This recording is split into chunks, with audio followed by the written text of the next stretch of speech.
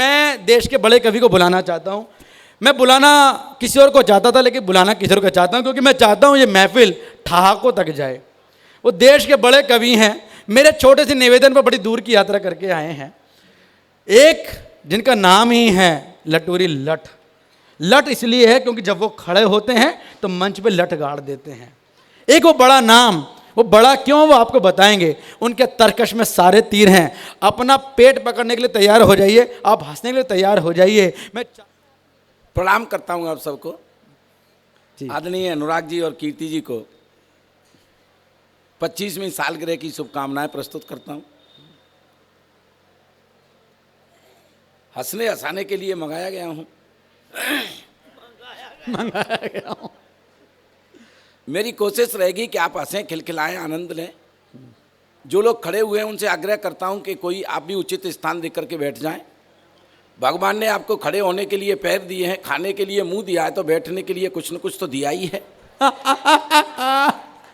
उसका भी प्रयोग करना चाहिए, वरना डार्विन का सिद्धांत हमको ये समझाता है कि हम शरीर के जिस अंग का प्रयोग नहीं करते वो धीरे धीरे लुप्त हो जाता है। एक बार आप ताली बजा दीजिए, मुझे बहुत अच्छा लगा। जिंदाबाद। हंसने के लिए हमें कहीं दूर जाने की जरूरत नहीं पड़ती है। आजकल बहुत छोटे का जमाना आ गया है जी। मैच पहले 3-3 दिन 5-5 दिन तक होते थे, अब 20-20 तक आ गए। कविताएं भी छोटी छोटी होने लगी हैं। मैं छोटी छोटी कुछ कविताएं आपको सुनाऊंगा जी, समय के अनुकूल सुनाऊंगा। मैं शुरू होने की कोशिश करता हूं, 4 पंक्तियां ये कहना चाहता हूं।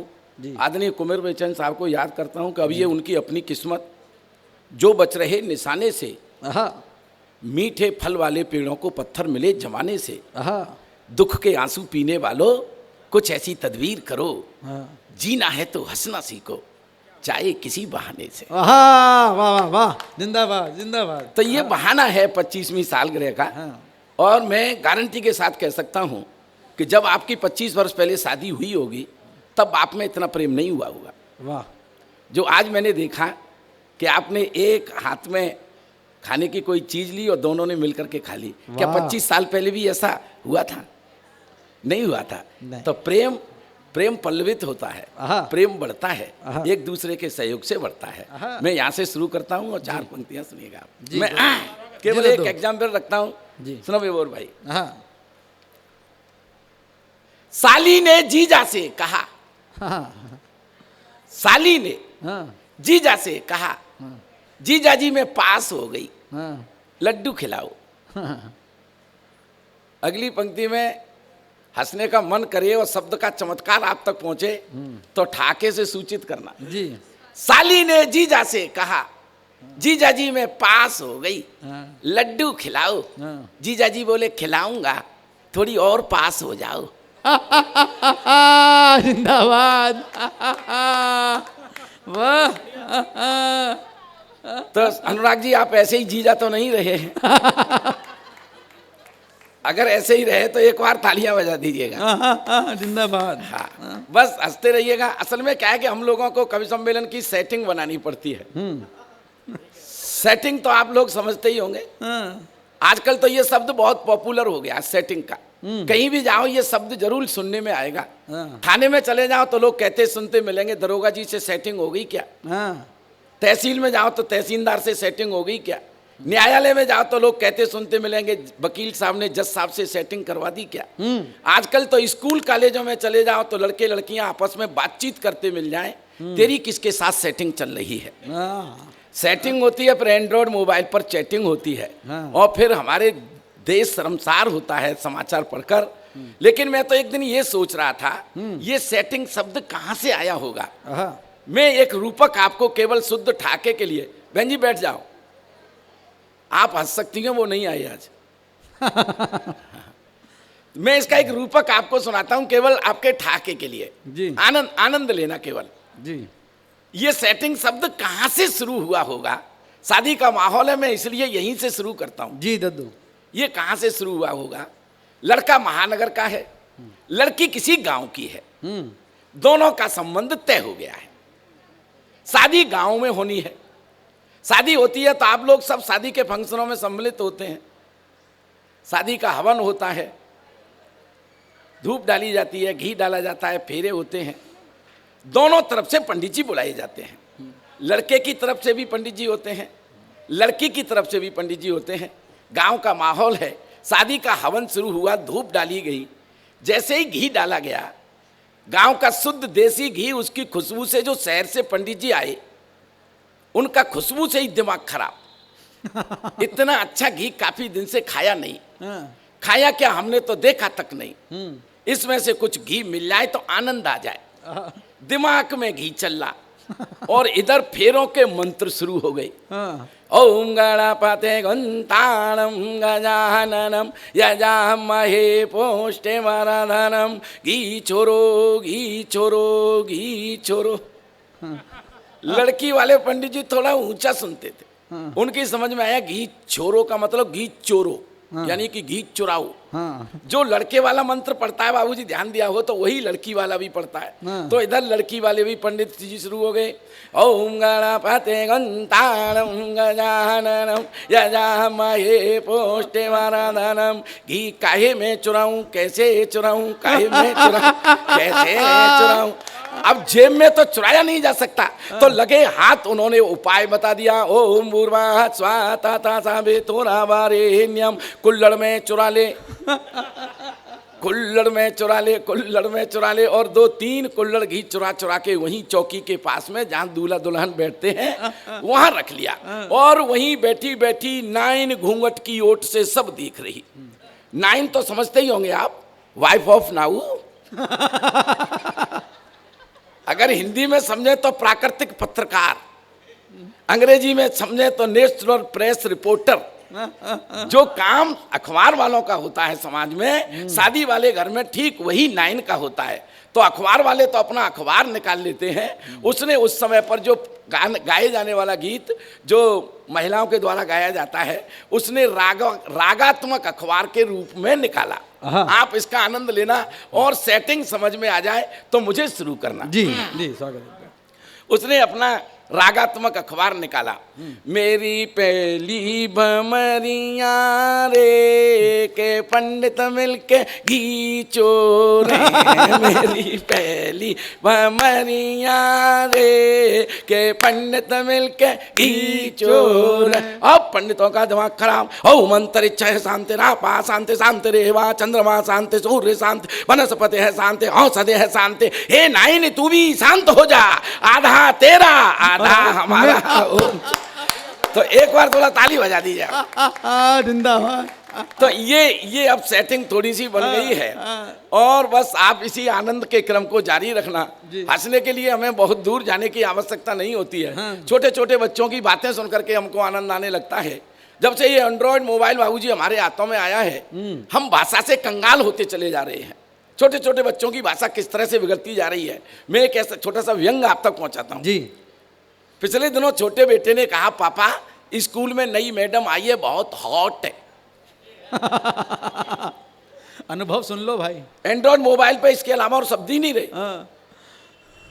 छोटा बेटा बोला, पापा स्कूल में नई मैडम आई है, बहुत हॉट है, शी इज वेरी हॉट। अरे मैंने कि चुप, टीचर माँ के समान होती है, चुप हो जा। तो पलट के मुझसे कहने लगा, आप चुप हो जाओ, हमेशा अपनी जुगाड़ में ही रहते हो। बड़ी बड़ी विसंगतियों में हम जी रहे हैं। मतलब छोटे बच्चों की तोतली बातों से भी हमें हंसने का अनुभव मिलता है। पिछले दिनों मैंने अपनी भतीजी से प्रश्न पूछा।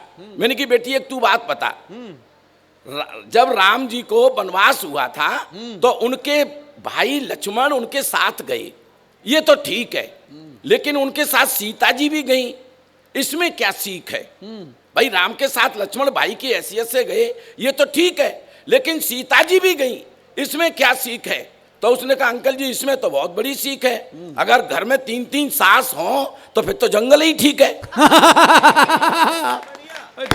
घर में अगर 3-3 सास हों तो फिर जंगल ही ठीक है। तो हंसने के लिए तो हमें कहीं दूर जाने की जरूरत नहीं होती है। मेरे कहने का मतलब ये है। और थोड़ा सा पता नहीं क्यों आप लोग खड़े हो रहे हैं। माता जी बस 15-20 मिनट और। मैं, आप चाहेंगे तो मैं 5-7 मिनट में मुझे मोक्ष प्राप्त हो जाएगा। हाँ। मैं असल में एक विशेष कविता सुनाना चाहता हूँ। जी जी जी जी दद्दू आप क्योंकि विशेष कविता क्या, मैं आनंद के लिए कुछ सुनाना जी चाहता जी हूँ। जी जी जी दद्दू जी बस उसका आनंद लीजिएगा। जी प्रेम मोहब्बत की ये बातें कर रही थी अभी आदरणीय मोनिका जी। जी बहुत अच्छे गीत इन्होंने आपको सुनाए। मैं ऐसे गीत गा नहीं पाता। जब भी मैं गाने की कोशिश करता हूं तो ऐसा लगता है जैसे लता मंगेशकर गा रहा है। जिंदाबाद। अच्छा, इन्होंने तो बहुत अच्छे गीत गाए, समय के अनुसार गीत गाए, लेकिन फिल्म के गीतों को तो हम अपने परिवार के साथ बैठकर नहीं सुन सकते। हाँ सही। तमाम इस तरह के गीत हैं बाबूजी जिनका कोई अर्थ नहीं होता, लेकिन हमारे कानों में जबरदस्ती ठूंसे जाते हैं, हाँ है ना। इस गीत का क्या मतलब है, गोरे गोरे गाल है मैं क्या करूं। मैंने कि तेज आप लगा ले और क्या करेगी। नीली नीली आके हाय मैं क्या करूं, मैंने कि फोड़ ले और क्या करेगी। बड़े बड़े तमाशे। बस यही अपराध मैं हर वार करता हूं।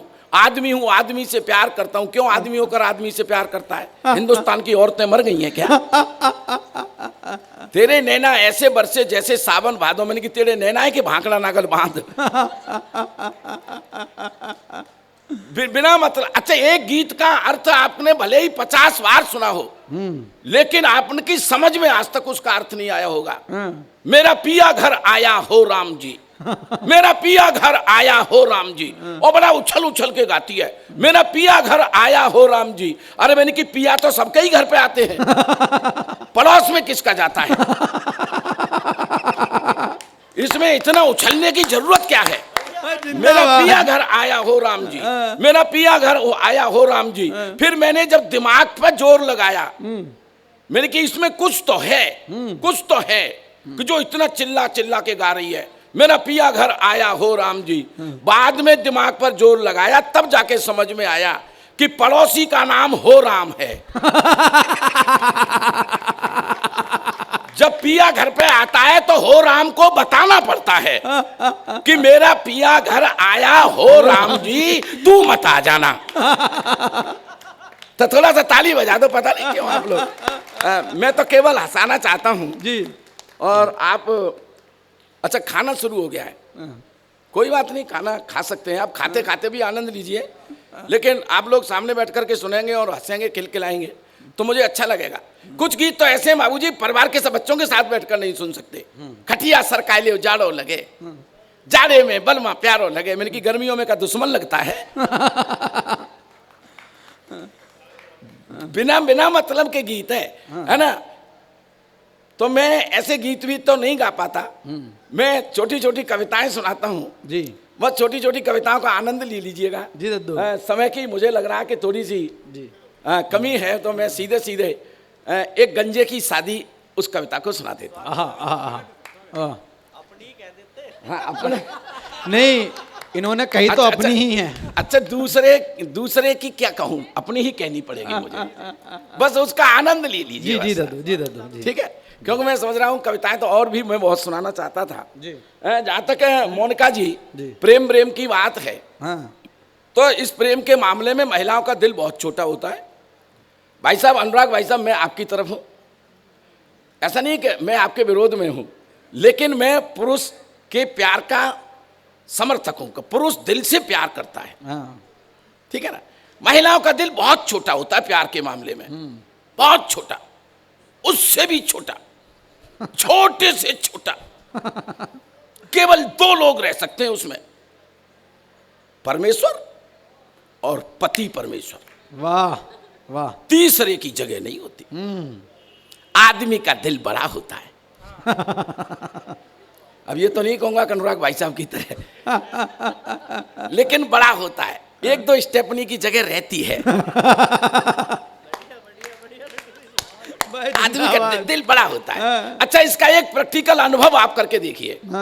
आप रात के जगे हुए हैं, आप रात के जगे हुए हैं जी, और आपको बस से गाजियाबाद तक जाना है। 2x2 की बस में बैठ गए हैं आप, रात के जगे हुए हैं। एक बहुत सुंदर सी महिला आपके बगल में सीट पर आके बैठ जाती है। आप रात के जगे हुए हैं, आपको नींद आ जाती है और आपका कंधा धीरे से उस महिला की तरफ चला जाता है। कितना दिल छोटा होता है। 1 मिनट में एहसास करा देगी। ए भाई साहब सीधे बैठो, घर पे माता बहने नहीं है क्या? कंडक्टर बस रोको, बस रोको, बस रुकवा लेगी, पुलिस बुला लेगी, बेचारे आदमी को थाने तक पहुंचवा देगी। इतना दिल छोटा होता है, आदमी का दिल बड़ा होता है। अब इस सीन को उल्टा करके देखो, उस महिला को नींद आ जाए और उसका कंधा धीरे से आपकी तरफ चला जाए, टिकट खुद लेनी पड़े, आप डिस्टर्ब नहीं करेंगे। और आपको पता है कि गाजियाबाद तक जाना है, आप ISBT दिल्ली तक चले जाएंगे, लेकिन आप डिस्टर्ब नहीं करेंगे।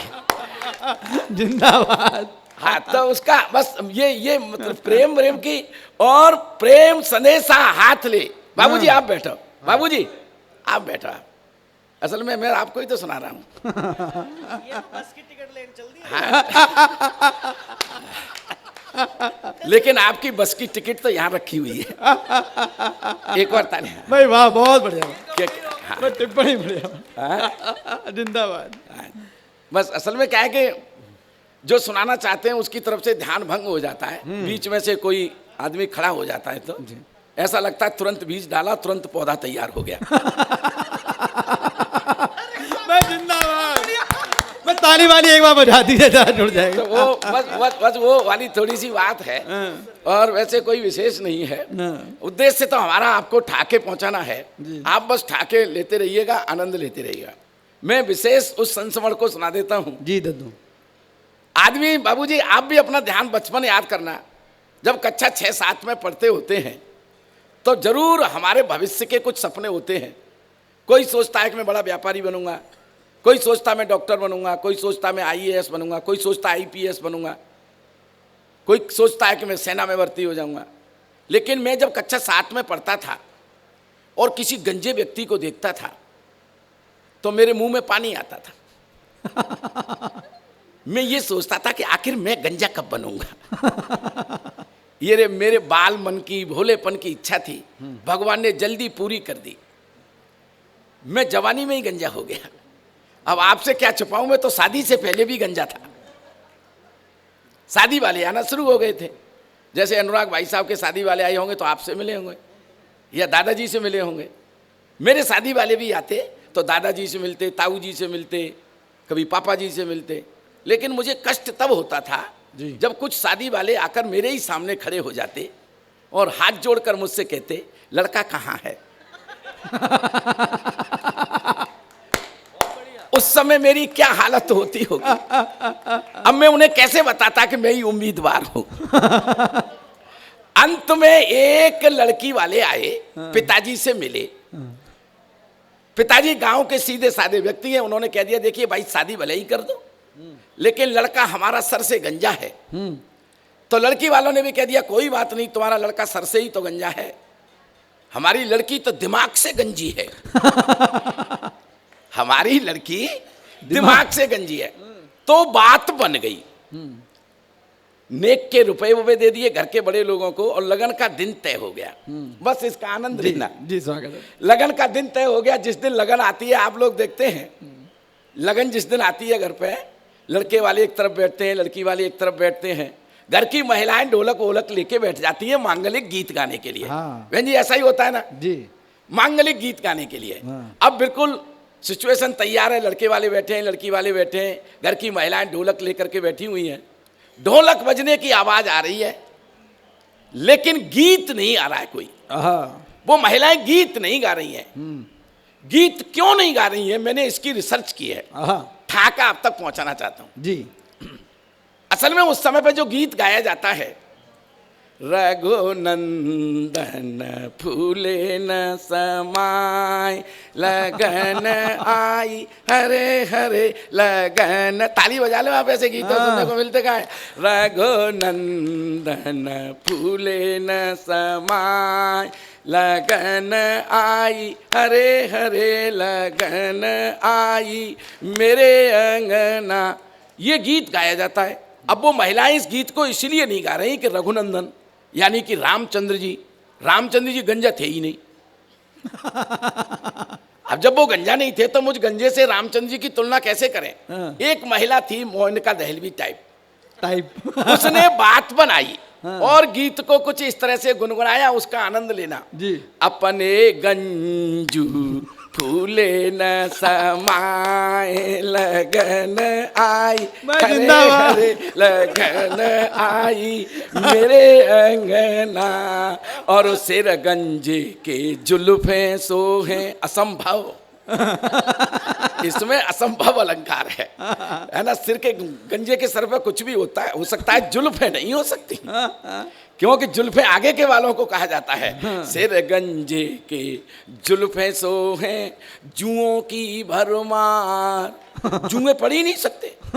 अगर किसी गंजे के सर पे कोई जू घूम रही हो और एक लंबा बाल उसके बगल में पड़ा हो, तो समझ लो वो जू जू नहीं है, बल्कि गंजे का चरित्र प्रमाण पत्र है।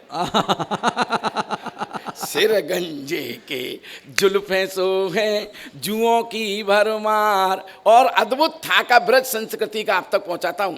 सिर गंजे के जुल्फे सोहे जुओं की भरमार, और भाभी जी ने हंस कर दिया कंगे का उपहार, लॉटरी लगी गंजे की अपने गंजू फूले न समा।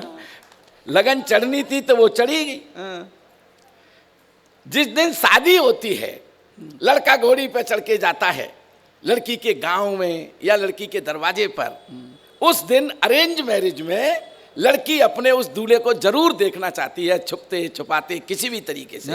बरमाला के कार्यक्रम से पहले मेरी घरवाली भी अपनी सहेलियों को लेकर के, जहां बारात रुकाई गई थी वहां तक आई, सहेलियों को लेकर मेरी तलाश में कि आखिर वो है कैसा। अब मैं सहरा वहरा उतार के वहीं लेटा हुआ था। आते ही उसने ठाके के लिए तैयार रहना। मैं सहरा वहरा उतार के लेटा हुआ था। आते ही उसने मेरे पैर छुए। पिताजी नमस्ते। बेड़ा गर्क हो गया। पाण ग्रहण के लिए आया था और चांद ग्रहण हो गया। जिंदाबाद। तो आनंद तो देखिए सब कहीं भी बिखरा पड़ा है। थोड़ा सा लंबा ये प्रहसन है। मैं एक दो छंद सुनाता हूँ आपको। कुछ लोग कविताएं भी सुनना चाहते होंगे, उधर कुछ संभ्रांत लोग बैठे हुए, मैं सबको प्रणाम करता हूँ। मैं किस तरह की कविताएं लिखता हूँ सर। बाहर हमें जाने नहीं दे रहे, वो जरूर सुनाएंगे। अच्छा वो सुना, वो फिर बहुत लंबा हो वो जाएगा। वाला तो सुनाई दो। चलो मैं सुना देता हूँ। मैं एक छंद सुनाता हूँ पहले आपको, उसके बाद में मोनिका जी आप पहले सुनेंगे।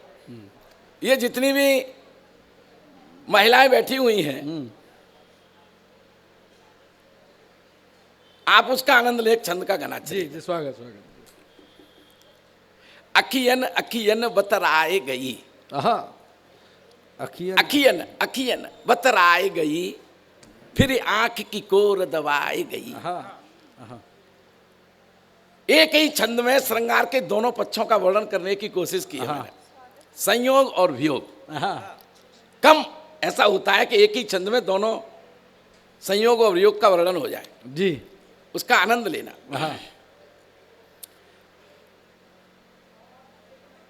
अखियन अखियन बतराई गई, फिर आंख की कोर दबाई गई, हम आंखिन बीच फंसे ऐसे, हमें आंख को रोग लगाए गई। अखियन अखियन बतराए गई, फिर आंख की कोर दबाए गई, हम आंखिन बीच फंसे ऐसे, हमें आंख को रोग लगाई गई। उन आंखिन ते उबरे कैसे, उन आंखिन ते उबरे कैसे, इन आंखिन बीच समाए गई। उन आंखिन ते, अब हंसने के लिए तैयार रहना। उन आंखिन ते उबरे कैसे, इन आंखिन बीच समाए गई, अब आंखें ढूंढ रही बाकों, अब आंखें ढूंढ रही बाकों, जो जूतन ते पिटवाए गई। अब आंखें ढूंढ रही बाकों। ये काव्य, ये छंदबद्ध काव्य का मैंने एक अनुभव आपको बता दिया। और एक सवैया सुन लीजिए। छोटे छोटे नमूने आपको सुना देता हूं कई तरह के। जी जी जी जी। मैं समझता हूं कि समय अधिक हो गया है। ठीक है, समापन की तरफ है। हाँ जी। और ये नहीं तय कर पा रहा हूँ कि मन ये होता है कि हम जहाँ जा रहे हैं वहाँ के लोगों को सब कुछ अपना सुना दें, लेकिन समय की अपनी मर्यादा होती है।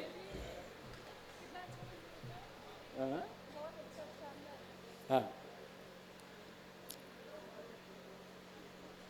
भैया, बहुत गंभीरता से मेरा फोटो ले रहे हो। जब से ये डिजिटल फोटोग्राफी होने लगी है तब से मैं बड़ा भयभीत रहता हूँ। डिजिटल फोटोग्राफी में कई बार होता क्या, ऊपर का हिस्सा किसी का और नीचे का किसी का। उदाहरण के लिए ऊपर ऊपर लटूरी लट्ठ और नीचे नीचे आलिया भट्ट। कई बार गड़बड़ होने की संभावनाएं बहुत ज्यादा रहती है। मैं चलिए सुना देता हूं। जब से माननीय मोदी जी देश के प्रधानमंत्री बने हैं जी, वो सुना देता जी जी जी, अंतिम पंक्ति। हाँ हाँ जी, वो जरूर, वो जी जरूर। हाँ ठीक जी। बहुत बहुत भाई साहब फोटो भी खिंचवा लो, साथ में खड़े होंगे।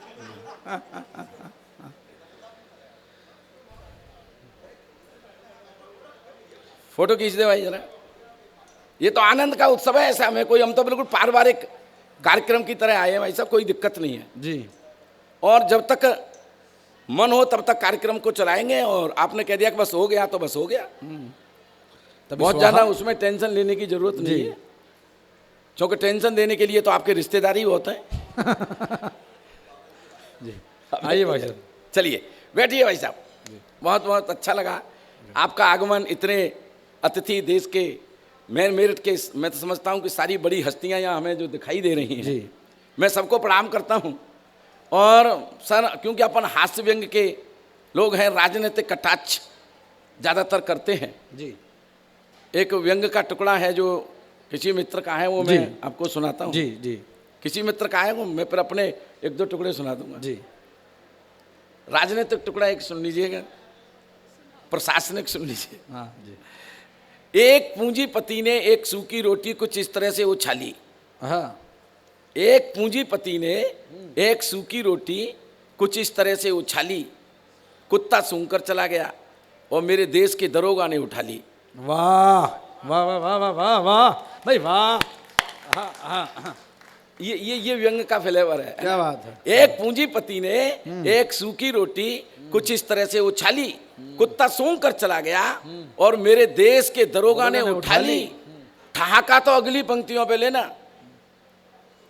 कुत्ता सूंघकर चला गया और मेरे देश के दरोगा ने उठा ली, और मैंने तो मत्था तब ठोका जब हमारे चुने हुए नेता ने उसमें से आधी बंटवा ली। वाह भाई वाह वाह वाह। हमने तो मत्था तब ठोका। हाँ। हमने तो मत्था तब ठोका जब हमारे चुने हुए नेता ने, जब राजनीति इस स्तर तक गिर जाए तब क्या राजनीति के लिए कहा जा सकता है। हम हास्य व्यंग के लोगों का कोई सामर्थ्यवान पर व्यंग किया जाता है। मोदी जी जब से देश के प्रधानमंत्री हुए हैं, मैं उनके 7 साल के कार्यकाल को अपनी नज़रों से हास्य व्यंग का कवि किस तरह से देखता है वो मैं आपको सुनाना चाहता हूँ। उद्देश्य केवल पार्टी का पक्ष या विरोध या वो नहीं करना है, केवल आपको आनंद देना है, क्योंकि हम कवियों का किसी पार्टी से कोई संबंध नहीं होता, न जायज़ न नाजायज़। अपना 2 ही पार्टियों से संबंध होता है, टी पार्टी से या मैरिज पार्टी से। तो आज हम तो मैरिज पार्टी में हैं, आनंद के लिए हैं, बस इसलिए आनंद के लिए आप सुनिए। जी जी हाँ, जी। तुम्हारे कहने से सुना रहा हूँ जी। जमानत भी तुमको ही बचवानी मेरी। हाँ जी, सुनिएगा जी। मोदी जी जैसे ही प्रधानमंत्री बने थे, आपने देखा होगा संसद में पहली बार गई तो संसद के पैर छुए, फिर लाल किले पे जाके भाषण दिया, मित्रों भाइयों बहनों, न खाऊंगा न खाने दूंगा। फिर गुजरात जाके 15 दिन बाद भाषण दिया था, घर घर में शौचालय बनवाऊंगा। तो मैंने कहा मेरे बाप जब खाएगा नहीं और खाने भी नहीं देगा तो फिर घर घर में शौचालय का क्या होगा। घर घर में शौचालय का क्या होगा। ठीक है, लेकिन एक बहुत बड़ा उपक्रम था, मैं उसकी प्रशंसा कभी बाद में करूंगा। बहुत बड़ा उपक्रम है देश के लिए, ये बहुत बड़ा उनका योगदान है। जब से 14 के बाद में वो प्रधानमंत्री बने, तमाम जनता के हित के लिए उन्होंने योजना बनाई। क्रियान्वयन कितना हुआ ये तो मैं नहीं कह सकता, लेकिन योजनाएं तो हितकारी हैं। जीएसटी, नोटबंदी, स्वच्छता अभियान, घर घर में उज्ज्वला योजना, हास्य व्यंग का कवि इस चीज को कैसे देखता है जी। उसका आनंद लीजिए। बहुत आनंद की मैं पंक्तियां सुना जा रहा हूं। ब्रज का टच है मेरी उसमें बोलिए भाषा में। जी। ब्रज टच का आनंद लेते रहिएगा। धंधो नयो करन नहीं दे रे, आहा। जीएसटी। हाँ। धंधो नयो करन नहीं दे रे, धंधो नयो करन नहीं दे रे, नोटबंदी। धंधो नयो करन नहीं दे रे, रुपया घरे धरन नहीं दे रे। हाँ। धंधो नयो करन नहीं दे रहे। करन नहीं दे रे, रुपया घरे धरन नहीं दे रे। और अगली पंक्तियों में ठाके को रोक कर दिखाना। धंधो नयो करन नहीं दे रे, रुपया घरे धरन नहीं दे रे, शौचालय में पानी नहीं है और बाहर हमें करन नहीं दे रहे। शौचालय में पानी नहीं है और बाहर हमें करन नहीं दे रहे। करन नहीं दे रहे। हाँ। और गैस सिलेंडर घर घर पहुंचे, हाँ। गैस सिलेंडर घर घर। घर घर पहुंचे और चूल्हा घरे जरन नहीं दे रहे। हाँ। वाह। गैस सिलेंडर घर घर पहुंचे हाँ। और चूल्हा घरे जरन नहीं दे रहे। हाँ। और अपने कलेजे पे हाथ रख के अगली पंक्तियों को सुनना। हाँ। चूल्हा घरे जरन नहीं दे रहे और जियो की सिम हाथ हाथ में। हाँ। जियो हाँ। जियो हाँ। जियो जियो की सिम हाथ हाथ में हाँ। और फिर वो हमें जियन नहीं दे रहे। जियो की सिम हाथ हाथ में, फिर भी हमें- जियो की सिम हाथ हाथ में हाँ, और फिर- फिर वो हमें जियन नहीं दे रहे। और जबरन जीवन बीमा कर दो। जबरन हाँ। जबरन जीवन बीमा कर दो। हाँ। अब ढंगते हमें मरण नहीं दे रहे। धंधो नयो करन नहीं दे रहे और रुपया घरे धरन नहीं दे रहे। मैं बहुत बहुत इस उत्सव से आनंदित इसलिए हूं आदरणीय अनुराग जी कि इस उत्सव का जो सारा श्रेय जाता है आपके इन दोनों बेटों के ऊपर जाता है। अगर बात सत्य है तो ताली बजा करके आप समर्थन कीजिएगा। मैं आज के समय में जिसको ऐसे बेटा मिल जाए उसको फिर किसी दौलत की क्या जरूरत है। क्या बात है भाई। वाह वाह वाह वाह। आहा, आहा, आहा। सही बात। फिर उसको पूत सपूत तो क्यों धन संचय, आहा। और पूत कपूत तो क्यों धन संचय। आहा। और बाबूजी आप भी बहुत बहुत भाग्यशाली हैं। बहुत भाग्यशाली हैं हाँ। कि अनुराग जैसा बेटा आपको मिला हो।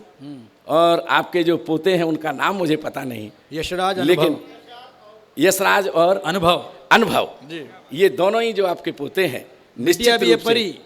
निश्चित रूप से ये नायब हीरे हैं जो आपके परिवार में हैं। हाँ। वाह। और मैंने तो कभी ये पंक्तियां लिखी थी क्योंकि मुझे अपनी समय की मर्यादा का ध्यान है। जी। क्योंकि डिनर का समय भी हो चला है। हमें आप लोगों के ऊपर अब बहुत अत्याचार नहीं करना चाहिए।